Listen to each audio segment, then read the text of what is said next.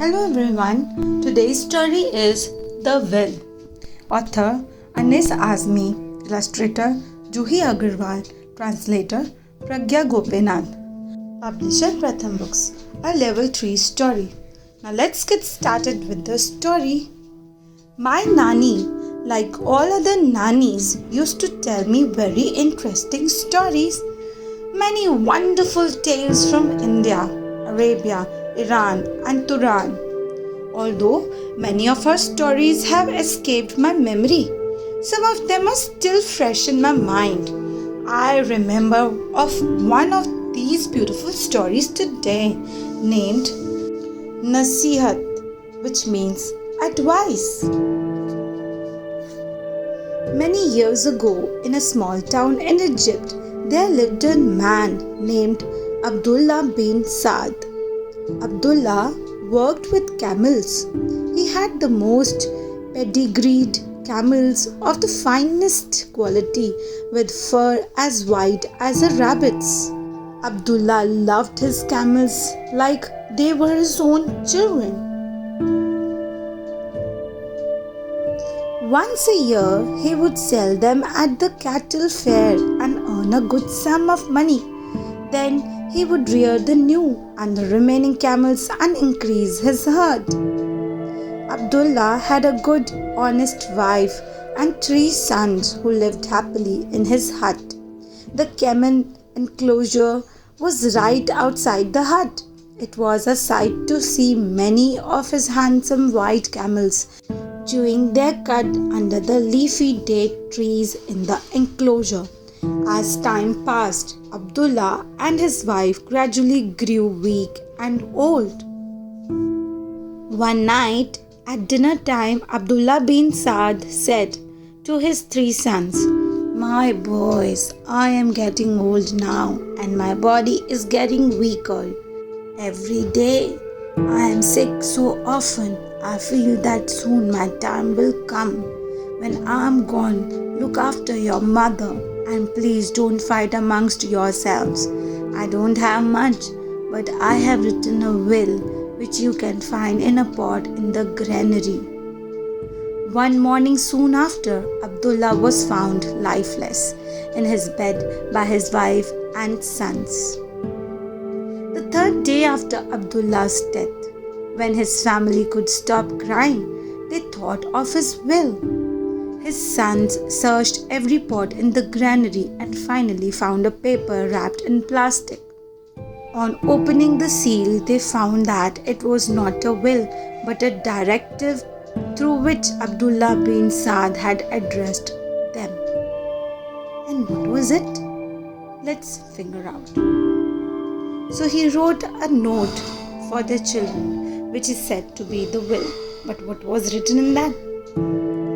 "My children, I ask that the 3 of you look after your mother. Tell her about your decisions. If you travel anywhere, inform her before leaving. Ahmad, you are the eldest, so you will have the most responsibility. You will have to take care of your younger brothers, Muhammad and Mukarram. Ahmad, as the eldest, you must be present for any wedding, death or any other event in the house. Muhammad, since you are the middle, you must respect your elder brother and indulge your younger one. You should also respect and love your mother. Mukarram, you are the youngest and the closest to your mother. So you must ensure that every need of your mother's is fulfilled, either by you or by your brothers. You must respect your brothers because after me, they will be your elders." So this was written in the note given to them. The sons read the page from top to bottom and looked at each other, horrified that their father had left not a wasiyat or will, but a nasihat or advice for them. Then Ruqayya, Abdullah's wife, said that she remembered that her husband had written on 2 sheets of paper that night, but they had read only one. She told them to check if the second page was stuck to the first one.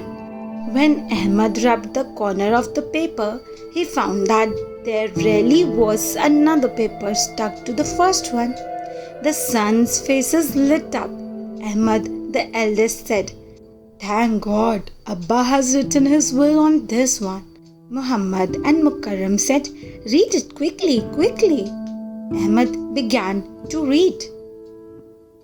Now they are going to read the second paper, which was attached to the first one. "With Allah as my witness, I write that after my death, my house goes to my wife, Ruqayya Khatun, and it is up to her to keep it, give it to our sons, or sell it. The decision rests with my wife. Apart from my house, I have no other property. However, after my death, my camels will be distributed between my wife and children. The healthiest and most handsome camel will go to my wife.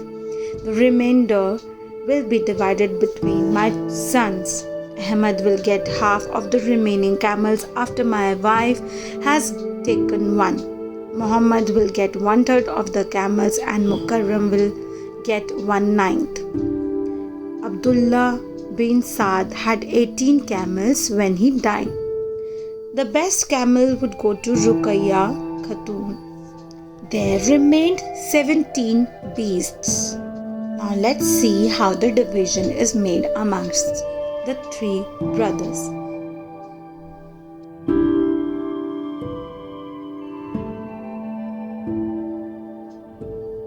Ahmad demanded his half, but he could not have half of 17 camels, that is 8.5 camels. No one knew where to get a half camel from. Similarly, when Muhammad asked for 1/3 and Mukarram for 1/9, it proved impossible to divide the camels. The three brothers began quarreling, each wanting his entire share of the animals. None of them was willing to back down. Their mother exclaimed that their father was hardly buried and they were already enemies with each other, which is not fair. So how the problem gets solved? Let's read further. Mukarram the youngest saw that their fighting had made his mother sad. He thought of his father's words in his nasihat. "Ammi, you are wise. Why don't you tell us what we should do?" he said. Remembering the nasihat, Muhammad decided to indulge his younger brother. "Yes, Ammi, what do you suggest?" Ahmad realized too that his father would want him to respect his mother's wish first. "Tell us, Ammi, which is your wish?" he asked. The mother thought for some time. Then she said, "Let me add my camel to your camels." "So how many camels do you have now?" So she figures out for a solution, which may be better one. Let's figure out together. So now they are finding out the solution with their Ammi, giving utmost respect to her. 18, said the boys. Ammi said, "Absolutely correct.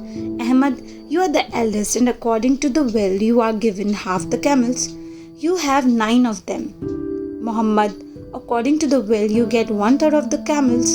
So you have 1/3 of 18, that is 6. And Mukarram, according to your father's will, you are given 1/9 of the camels. 1/9 of 18 is 2 camels. Ammi said that the matter was now settled. Ahmad said, "Yes, Ammi. I get 9, Muhammad gets 6, and Mukarram gets 2. My God, together these come to 17 camels. So your camel will stay with you." Wow, that's amazing. So this was how they calculated, and earlier the calculation was coming out to be incorrect. So they found a solution which was worth it. Ammi smiled. She said, "Your father was a just and honest man."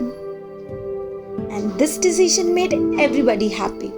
So the nasihat proved to be a better version of the Fasihat. So that is how the will finally was executed. Thank you, children. Happy learning.